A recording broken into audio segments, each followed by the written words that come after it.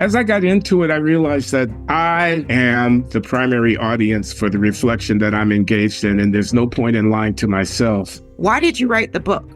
What do you think was the value in these late confessions? I mean, it is truly, again, a story of authenticity and honesty from everything of your brilliance, but also, as Wink already mentioned, some of the darkest areas of your life. What prompted you to write this memoir?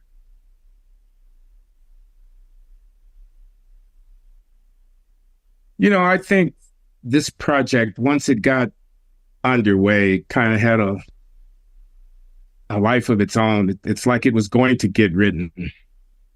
I didn't start out with the intent of doing what I have done, the degree of candor, like I say, self-discrediting disclosure, the secrets, the raw aspect of it. It kind of just took over. It just kind of had a life of its own. And once I got into it, I realized there was an imperative there. There was an imperative to truth and to a kind of completeness. I mean, who am I talking to? I'm talking to my children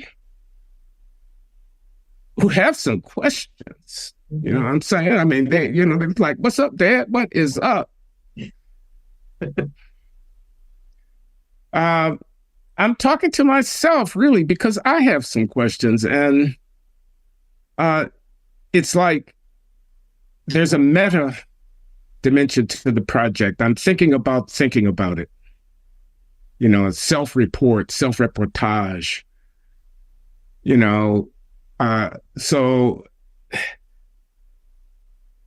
the idea of the cover story and the real story, self-delusion, self-aggrandizement. And I don't know why I embraced God, and I don't know for sure why I turned away from him, Anyway, I'm sorry, I'm rambling. You asked me, and I haven't answered you.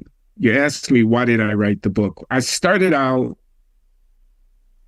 I was the brash, heterodox, iconoclastic Black conservative in the 80s. I got close to the sun. I almost went into the Reagan administration. I had the big scandal. So I had a story to tell. I mean, it's kind of like I get the last word. You all have been thinking what you've been thinking about Loury, but I get to tell you what, the kind of definitive account. Yeah. And I thought that was it. The confessional aspect in that.